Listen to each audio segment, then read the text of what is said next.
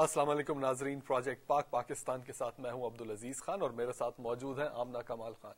Welcome to پاک Pakistan. As always a great show here for you. ایک guest ہے ہمارے پاس جن سے مل کے یقیناً آپ بہت خوش ہوں گے. لیکن گیسٹ تک جانے سے پہلے پچھلے شو کے بعد ہمیں بہت فیڈ بیک آئی ہے اپنے ویورز کی طرف سے، اپنی آڈینس کی طرف سے، کیونکہ پچھلے شو میں ہم نے ڈسکس کیا تھا کہ ہم ورلڈ ریکارڈ اٹیمپٹ کریں گے نہیں کریں گے. کچھ جو مسائل ہمیں پیش آ رہے تھے گنیس کی ریکوائرمنٹس کے بارے میں. تو عزیز آپ کچھ بتانا چاہیں گے کہ لوگوں جی ہاں، پچھلا شو جو تھا وہ بڑے ایک ڈرامیٹک پوائنٹ کے اوپر جا کے رک گیا تھا، اور وہ تھا گنیس کے انٹرویو کے بعد ہم نے آپ لوگوں کی رائے مانگی تھی کہ کیا اس کو ایک گنیس ورلڈ ریکارڈ کے طور پہ کیا جائے جو ایک شہر تک محدود ہو، یا اس کو نیشن وائڈ کیمپین کے طور پہ آگے بڑھایا جائے. تو اس حوالے سے یہ بحث جو ہے یہ ہمارے فیس بک پیج پہ چلی ہے، اور محمد سرفراز دانیال کا کہنا ہے کہ it is a big challenge to take the whole Pakistan in this effort, may be some big cities.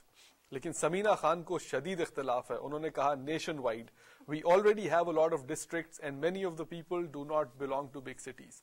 تو یہ بحث جو تھی یہ تو چلتی رہی، لیکن جس پوائنٹ کے اوپر اب جا کے یہ معاملہ کھڑا ہوا ہے وہ یہ کہ we are tilting more towards including every district, every city, اور کوشش یہ کی جا رہی ہے کہ اس کو ایک نیشنل کیمپین کے طور پہ بڑھایا جائے. تو ایک اور سوال جو ہمیں آیا تھا وہ یہ تھا کہ how can we uh a play a role in changing Pakistan. That's a very interesting question. That's a very interesting question and I hope to give a concise answer to that. لیکن میں صرف اس وقت اتنا بتا سکتا ہوں کہ یہ جو پروجیکٹ ہے اس کو بہت کلوزلی آبزرو کیا جا رہا ہے، کیونکہ ہم ایک نئی روایت قائم کر رہے ہیں، اور اس قسم کی ٹیلی ویژن پروگرامنگ اور انٹرنیٹ پروگرامنگ ٹیکنالوجی کی وجہ سے ریسنٹلی پاسبل ہوئی ہے کہ ٹیلی ویژن، انٹرنیٹ اور ہمارا آڈینس مل کے we are trying to achieve something. اب اس سے جو بھی نتیجہ نکلے گا اس کے اوپر دوسرے پروجیکٹس بھی اٹیمپٹ کیے جا سکتے ہیں، اور بہت سی آرگنائزیشنز ہیں جو کہ پاکستان کے مفاد میں سوچ رہی ہیں. وہ پاکستان میں ڈیولپمنٹ پروجیکٹس لانچ کرنا چاہتی ہیں، اور ان کے لیے وی آر ہوپنگ کہ ہم ان کو ایک ایسا پلیٹ فارم، ایک ایسا ماڈل دے سکیں گے جس پہ کہ اور تبدیلیاں جو ہے وہ پلان کی جا سکیں. اسی لیے اس پروجیکٹ میں آپ کے پارٹیسپیشن بہت ضروری ہے. آپ میں سے کئی لوگوں نے ہمیں رجسٹریشن کے لیے ریکویسٹ بھیجی ہے، اسی طرح سے ریکویسٹ بھیجتے رہیے. We hope to hear from you going forward. اور گوئنگ فارورڈ ایک اور کام ہم کریں گے اپنی ویکلی ویب کاسٹ میں. ہم آپ کی ملاقات کروائیں گے کچھ ایسے لوگوں سے جنہوں نے بہت بڑے بڑے کارنامے سر انجام دیے ہیں. جی ہاں، اور اس حوالے سے ایک بہت انٹرسٹنگ گیسٹ ہیں جو ہمارے ساتھ لائن پہ موجود ہیں، اور یہ ہیں ماؤنٹن کلائمبنگ کے گلوبل لیجنڈ اور پاکستان کے ہیرو نذیر صابر صاحب. ان سے میری گفتگو جو تھی وہ پہلے سے چل رہی تھی، and we were having a fascinating conversation, اور میں تو ان کے ساتھ ایورسٹ پہ بھی چڑھنے کے لیے والنٹیئر کر چکا ہوں. تو sir, thank you very much for taking out the time to speak to us. Thank you, my pleasure. تو سر، سب سے پہلے تو میں یہی میری اور آمنہ کی بات ہو رہی تھی کہ لوگوں کو پہاڑ چڑھنے کے لیے کیا چیز موٹیویٹ کرتی ہے؟ سب سے پہلے تو آئی تھنک یہ ہر انڈیویجول کے اندر کوئی ایسی روح ہے جس میں تڑپ ہو، اور ایڈونچر اسپرٹ بھی اس کو کہتے ہیں. میرے خیال میں یہی اسپرٹ ہے جس کی وجہ سے لوگ کہاں سے کہاں تک پہنچ گئے، چاند پہ پہنچ گئے، اور تقریباً دنیا کے سارے بڑے پہاڑ ملیامٹ ہو گئے انسانوں کے ہاتھوں. تو ایک تو یہ ہے اندر کی اسپرٹ ہو، دوسرا اس کے ساتھ of course reasonable health requirement ہے، آدمی ہیلدی ہو، اور پھر combined with some finances, because mountaineering is a very heavy and quite expensive undertaking. اس کے بعد پھر آ جاتی ہے technical training. To climb a big mountain, of course, one starts very low. If you are in the Alps, Europe میں چھوٹے چھوٹے پہاڑ ہیں. The highest is not even 5,000 meters. اس کے بعد پھر لوگ ہمالیہ آتے ہیں، 6,000 میٹر کے پیک، 7,000 ہوتے ہوتے دن qualify to climb a bigger one like 8,000 meter peaks ہیں، 14 in the entire world. Himalaya میں ہی ہے، نیپال، پاکستان اور چائنا کے درمیان ہے یہ. تو then people go and select. آج کل پچھلے کوئی 20 سالوں سے یہ کریز آ گیا ہے، especially after Reinhold Messner finished all 14 8,000 meter peaks. उसके बाद लेटेस्ट जो हिमालयन क्लाइंबिंग में क्रेज आया है, लोग they tend to go and climb the big once, all the 14,000 metre peaks are very busy, and specially Everest, you know, पिछले तकरीबन 20-25 सालों से lot of commercial expeditions are organized there by many international mountain guides who live out of this profession. So combined with Nepalese Sherpas, so it's quite an undertaking. Everest climb करते हैं लोग, a lot of them even considerably not having enough experience. तो इस तरीके से Himalayan scene है, but climbing के लिए जिस तरह मैंने कहा, ये जो फैक्टर्स जो मैंने आपको बता दिए वो सब होने चाहिए, और यही वो एडवेंचर स्पिरिट है जो हम लोगों को पाक पाकिस्तान प्रोजेक्ट अटेम्प्ट करने के लिए भी मजबूर कर रहा है। और नाजरीन, मैं ये बताता चलूं कि नजीर साबिर साहब ने 7 अगस्त 1981 को K2 का पहाड़ सर किया था, और उसके बाद 1981 में आपने K2 का पहाड़ सर किया था, और 1982 में आपको मिला presidents award for pride of performance. सन 2000 में आप वो पहले पाकिस्तानी थे जिन्होंने माउंट एवरेस्ट को क्लाइम किया, और सन 2001 में आपको सितारा इम्तियाज मिला। और आप जितने मकबूल पाकिस्तान में हैं उतने मकबूल आप पाकिस्तान से बाहर भी हैं। और सन 2002 में पोलिश माउंटेनियरिंग फेडरेशन ने आपको ऑनररी मेंबरशिप दी, और सन 2008 में अमेरिकन एल्पाइन क्लब ने आपको honorary membership the. That is a lot of accomplishment. तो आपने दुनिया के 2 बहुत मुश्किल पहाड़ों को क्लाइम किया है, एवरेस्ट को आपने क्लाइम किया, आपने K2 पे क्लाइम किया। इन दोनों में आपको मुश्किल कौन सी क्लाइम मालूम हुई थी? इत्तेफाक की बात है कि एवरेस्ट और K2 दोनों मैंने 2 दफा अटेम्प्ट किए, और सेकंड अटेम्प्ट में कामयाबी हुई। 77 में K2 पे बहुत बड़ी एक्सपीडिशन थी, that made the second ascent of K2 after 1954 के बाद 77 में हुई थी। उसमें चोटी से जरा 300 मीटर नीचे से मैं और 4 मेरे जापानी साथी वापस हो गए थे मौसम की खराबी की वजह से। उसके बाद फिर 81 में एक और जापानीज टीम के साथ हमने अटेम्प्ट किया एक नया रूट, जो सर क्रिस बॉनिंगटन और डग स्कॉट वगैरह जो क्रीम ऑफ ब्रिटिश क्लाइंबर्स हैं उन्होंने 2 दफा अटेम्प्ट किया, लेकिन वहां से वो कामयाब नहीं हुए। और I was lucky, I was one of the only Pakistani on that expedition and one of the only 2 members जो समिट पे पहुंचे out of 14 of us, 13 Japanese and myself, में से मैं और ओतानी, we climbed a new route, West Ridge हमने first ascent किया था। उसके बाद फिर एवरेस्ट पे 97 में I led the first Pakistan expedition that was part of the Golden Jubilee events of Pakistan। उसमें हम कामयाब नहीं हुए, again from about 3 hours before the summit, because of very heavy winds blowing across the Tibetan plateau into the Nepalese lowlands. Always you see a white sheet on top of Everest, that is the winds blowing from Tibet down to Nepal. उसकी वजह से हम summit नहीं कर सके। Then I went back in 2000 with an American joint expedition, American, Austrian, a Canadian. उसमें then I was lucky to take the Pakistani flag onto the roof of the world. Going back to your question, yes, a lot of people ask me over 100 times, I think this question has been asked of me, because I've been very lucky to climb both. तो मेरे हिसाब से K2 is, as you must have seen, is a rocky pyramid allowing very little snow on its faces, because बहुत steep है K2, बिल्कुल pyramid है, और उसकी वजह से steep है और technically बहुत difficult है।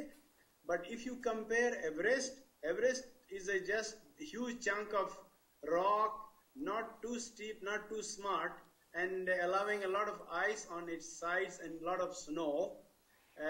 But Everest is treacherous, it is much more dangerous than K2. क्योंकि खुम्बू आइस फॉल हो या नॉर्थ साइड से, एक तो नॉर्थ से अगर आप क्लाइम कर रहे हैं चाइनीज साइड से, तिब्बत साइड से, तो आप you have to be on a higher altitude for so many hours. You start from Camp 4, above Camp 4 ridge पे आप पहुंचते हैं, which is 8,500 meters. वहां से समिट तक और वापस उधर आने तक you are above 8,500 meters for about 10 to 15 hours تک کچھ لوگ لیتے ہیں. ایک تو یہ ہے ایکسپوجر آپ کا ہائی الٹیٹیوڈ پہ. کلنگ نیپال سائڈ پہ you are exposed to this Khumbu ice fall which is very very dangerous, اور avalanches کی وجہ سے وہاں about so far 32 people have died just in the ice fall, very low, even نیچے Kem2 سے بھی نیچے. There is nothing like these two on K2.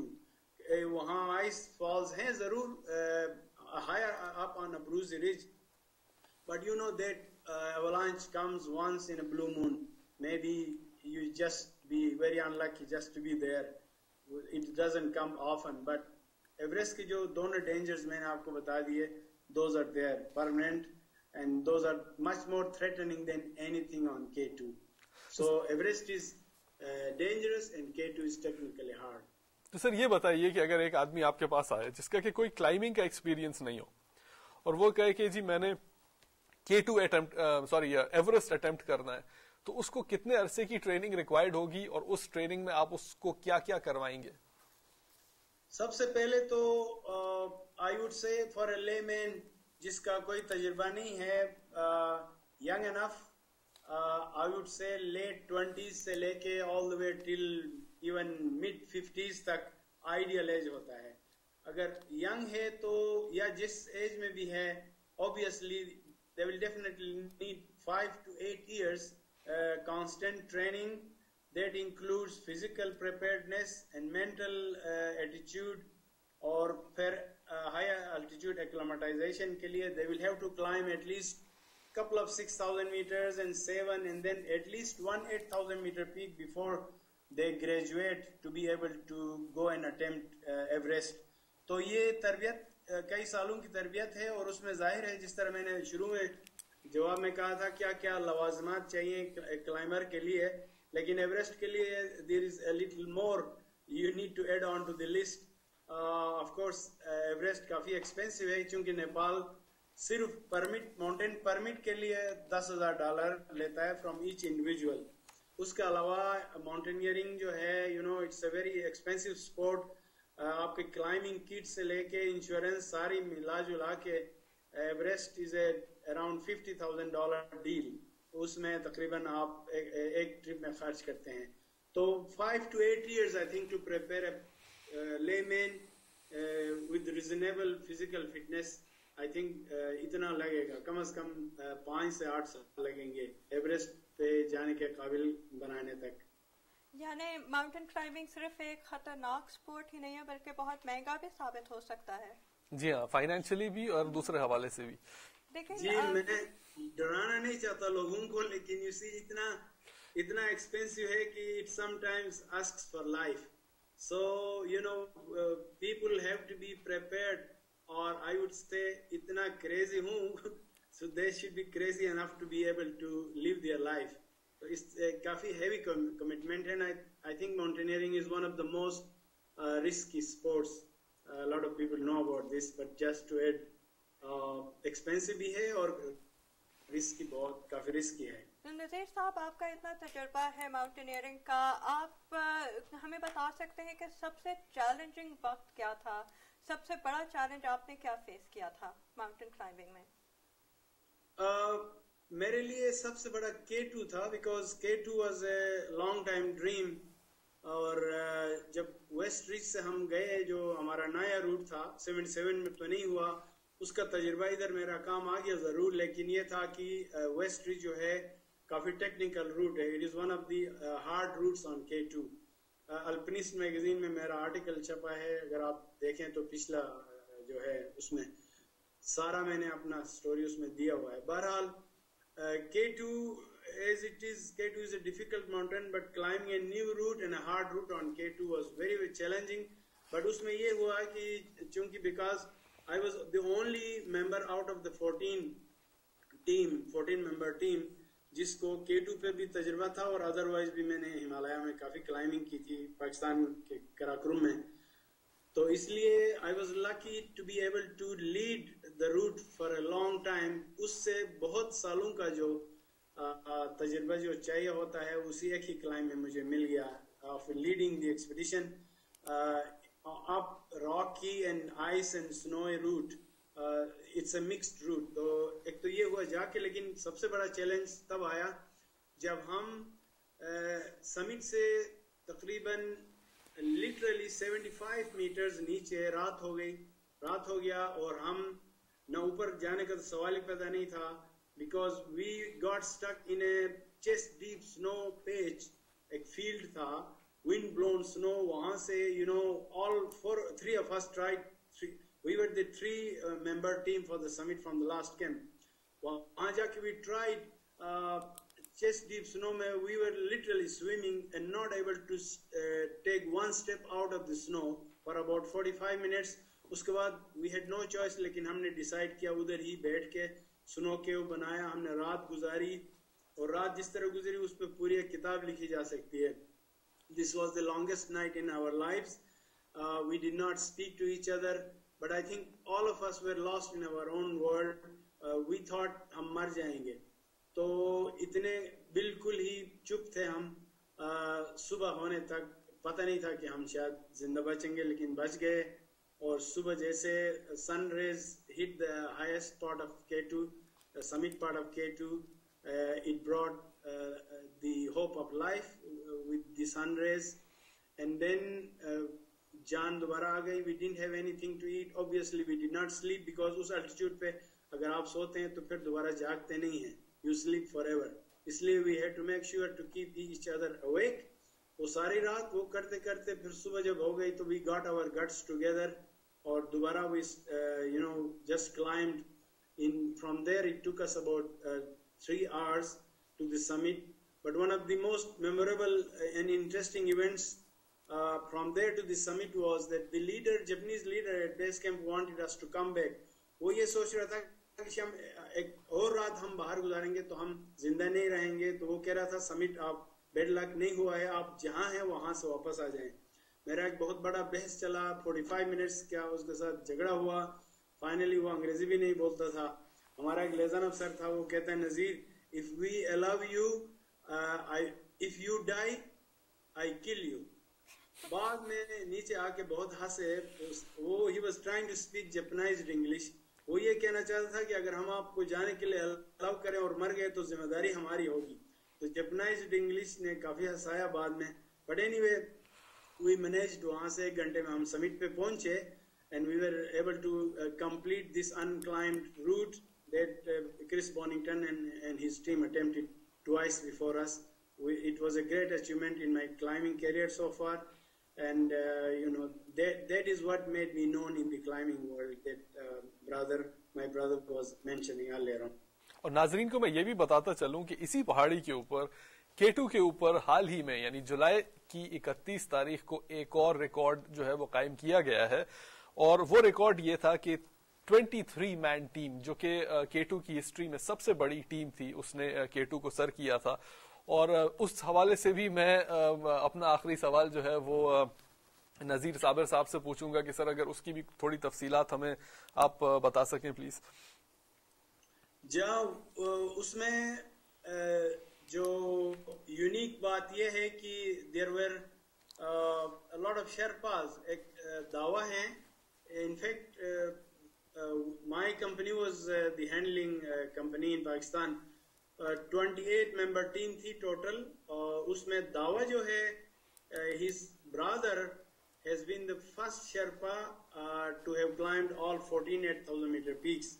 दावाज this was his 13th. अभी शीशापंग में रहता है. The only peak he wants to complete. उसने पूरा यूं कहना चाहिए तमाम नेपाल से अपने तगड़े शेरपा के साथ दावा बोला K2 पे.